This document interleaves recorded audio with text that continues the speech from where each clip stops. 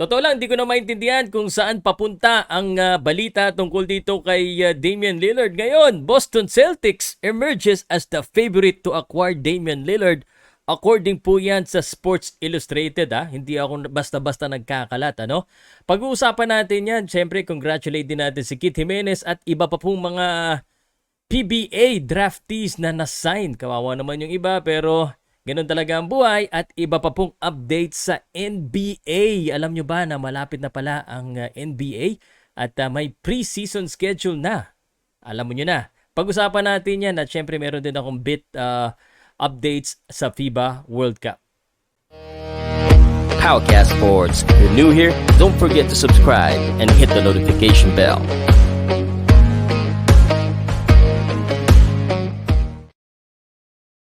Kilala na ako sa boxing, ngayon sa basketball, gusto ko lang pong ipaalam sa inyo na everyday po I will be having at least one minimum updates sa basketball and primarily sa National Basketball Association at syempre sa PBA.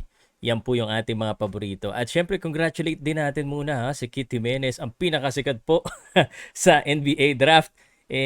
Umabot hanggang sa dulo, no? Pero at least sabi nga nila, no? Pwede kang ma-draft pero hindi ka sigurado na masasign ka. Pero ito, nakadalawang taon na deal ang San Miguel sa kanya. Hindi ko tuloy maintindihan. Hindi ko maintindihan. Explain mo nga sa akin kasi baka mas marami kang alam sa akin sa mga insider po sa basketball. Bakit pinaabot pa nila hanggang sa dulo si Kit Jimenez? Isa-sign din naman nila. Yun ang medyo puzzling me, no? At yung mga ibang players nga parang wala pang balita na sign. Ang isa lang po sa na-sign aside from Kit Jimenez sa San Miguel, itong number 35 pick nila na si Malilin. No? So, curious ako. Pero again, expected natin, lalo na tayo mga vlogger, suportahan natin mga kapwa nating vlogger athlete gaya ni Kit Jimenez. Alam natin na isa siya sa sikat. Lalo niya pang papasikatin ng San Miguel at iniisip ko tuloy, no? Kit Jimenez, pass to Terence Romeo. Terence Romeo, crossover, alley-hoop to Kit Jimenez. Tantindi siguro ng San Miguel, ano? At yan po, no? Congratulations sa mga na-sign din. Na-sign din po yung Taylor Miller ng Terra Firma. I think that's another 2 years. Puro 2 years yung yung signed. Yung mga iba nga, one conference. Gaya ni James Yap, 41 years old. Bro, 41 years old, James Yap is still going to play for the Rain or Shine. Na-sign din si Franyu, si Fleming, Cameron Vigan Fleming, yung Christian David sa Blackwater. Yan po yung mga na-sign sa PBA, no? Hintayin natin kung maganda pa yung mga ipakita nila. Tapos gusto ko lang din bago natin pag-usapan yung yung kay Damian Lillard. Ito po yung FIBA nag-post sila ng parang most followed FIBA World Cup ever. Thank you very much sa social media ng Pilipinas at syempre nilagay na nila diyan 38,115 FIBA World Cup record for a single game. Yan po yung opening with the Dominican Republic and the Philippines. At yun, ito yung mga balita po, no? Pag-usapan na natin itong si Damian Lillard.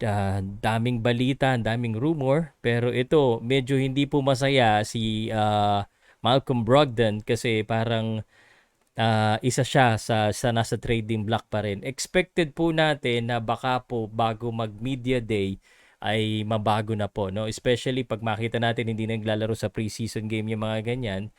Alam nyo na baka posibleng mapunta na nga sa Boston Celtics. Alam mo, actually satisfied na ako sa current lineup ng Boston Celtics. But of course,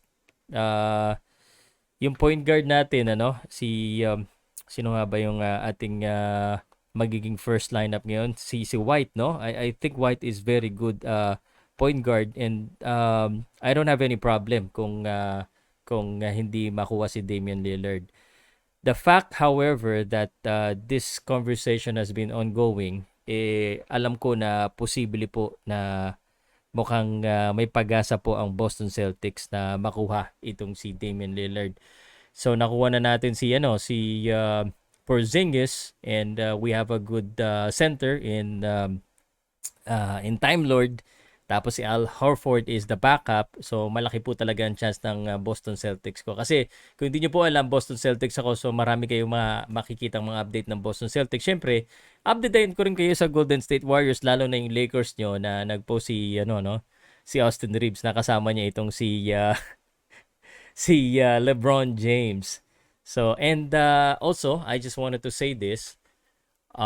Actually, having a great point guard is good. Ang problema, magkakagulo na, it's not always a good idea to put scorers together. So, pag nagkataon, may Damian Lillard ka pa na scorer, may Jaylen Brown ka pa, meron ka pang Jason Tatum, meron ka pang Porzingis, baka naman na mahirapan na naman ito sa distribution. I think Derek White is good. Honestly, I'm okay with the current roster. But I think Boston Celtics wants to win now no?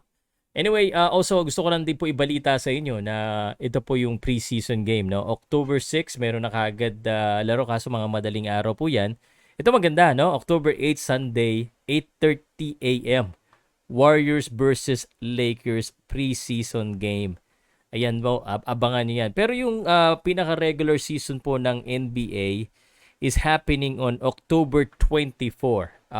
Sa listahan ko, October 24. And yung PBA naman, November 5 po.